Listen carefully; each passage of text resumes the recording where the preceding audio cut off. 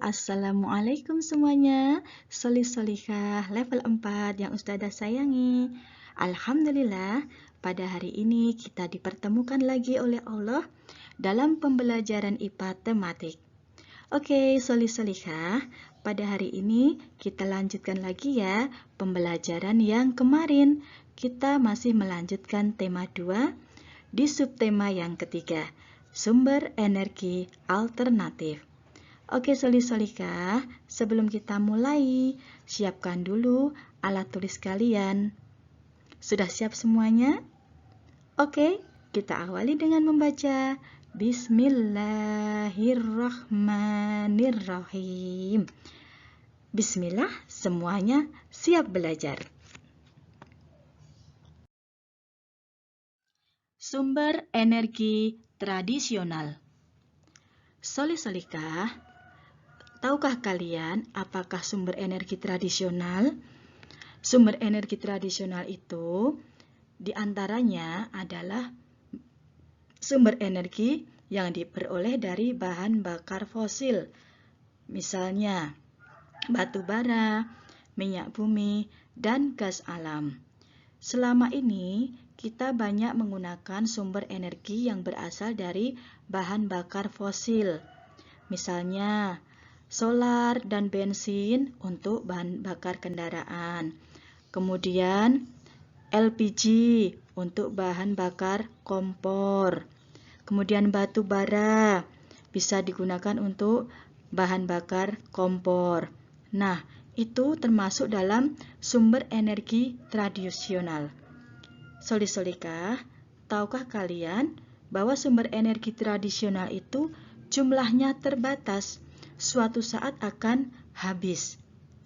Nah, makanya kita memerlukan suatu sumber energi baru untuk mengganti bahan bakar fosil yang nanti suatu saat akan habis.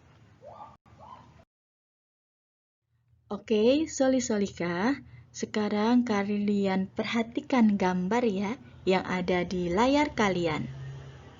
Ada 5 gambar yang berbeda. Ada gambar kincir air, kemudian ada gambar kincir angin, ada gambar matahari lengkap dengan panel surya, ada gambar sapi, dan ada gambar pembangkit listrik tenaga uap, tenaga panas bumi. Ustazah berikan waktu untuk kalian mengamati gambar-gambar tersebut sebelum nanti Ustazah jelaskan masing-masing gambar.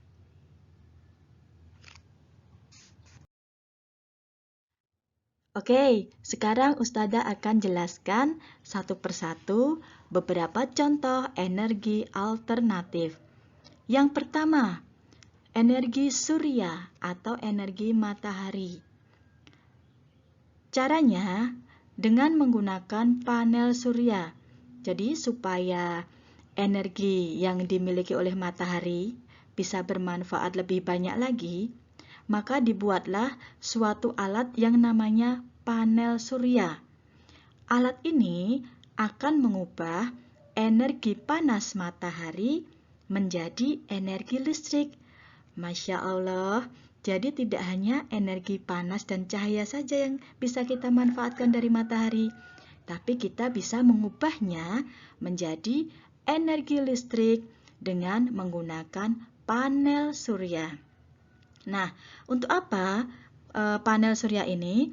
Panel surya ini sudah digunakan di beberapa rumah untuk kebutuhan memanaskan air atau ruangan. Bagaimana, solih-solihkah? Luar biasa kan? Selanjutnya, yang kedua adalah energi angin. Angin yang bertiup ternyata bisa kita gunakan sebagai sumber energi alternatif. Bagaimana caranya? Angin yang bergerak akan digunakan untuk menggerakkan kincir atau turbin pada pembangkit listrik tenaga angin.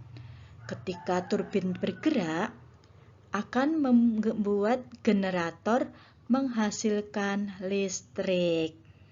Jadi, perubahan energinya adalah energi gerak menjadi listrik.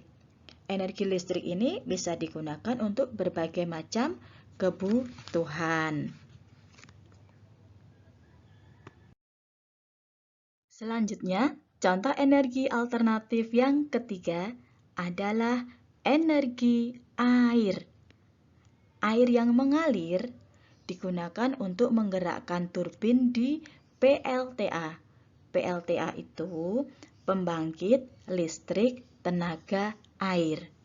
Saat turbin bergerak, generator akan menghasilkan listrik. Berarti sama dengan proses pada sumber energi angin, ya, menggerakkan turbin, kemudian turbin yang bergerak tadi akan membuat generator menghasilkan listrik. Perubahan energi apa yang diperoleh? Perubahan energinya adalah energi gerak menjadi listrik.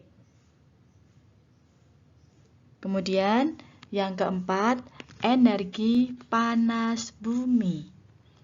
Energi panas bumi disebut juga energi geotermal. Nah, energi ini berasal dari bebatuan yang sangat panas dari pusat bumi. Panas tersebut digunakan untuk menghasilkan air panas dan uap panas. Nah, uap panas yang dihasilkan tadi akan digunakan untuk menggerakkan turbin generator pada PLTU atau pembangkit listrik tenaga uap. Lalu perubahan energi yang terjadi apa? Perubahan energinya dari energi panas menjadi energi listrik.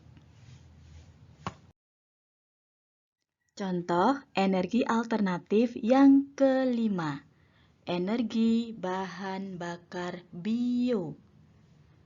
Merupakan bahan bakar yang berasal dari makhluk hidup, hewan dan tumbuhan. Nah, ada beberapa contoh energi bahan bakar bio. Di antaranya biodiesel. Biodiesel diperoleh dari tumbuhan berbiji yang mengandung minyak. Misalnya bunga matahari, pohon jarak, pohon kelapa sawit, kacang tanah, dan kedelai. Biodiesel ini digunakan sebagai alternatif untuk menggantikan solar.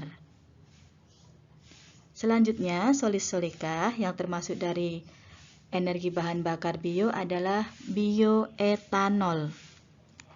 Bioetanol dapat dibuat dari beberapa tanaman, diantaranya tanaman singkong, ubi, jagung, atau sagu. Bioetanol digunakan untuk menggantikan bensin atau premium. Contoh bahan bakar bio yang terakhir adalah biogas. Biogas berasal dari pembusukan limbah organik. Bahan-bahan yang sudah tidak bermanfaat, ya. Misalnya kotoran manusia, hewan, dan limbah makanan. Biogas banyak digunakan untuk keperluan memasak dan sebagai bahan bakar kendaraan. Wah, Masya Allah ya, banyak sekali sumber energi alternatif yang ternyata bisa kita gunakan dalam memenuhi kebutuhan sehari-hari.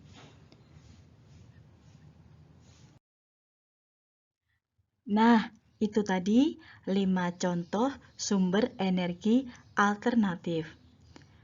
Oke, Ustadzah akan mereview lagi ya pembelajaran pada hari ini.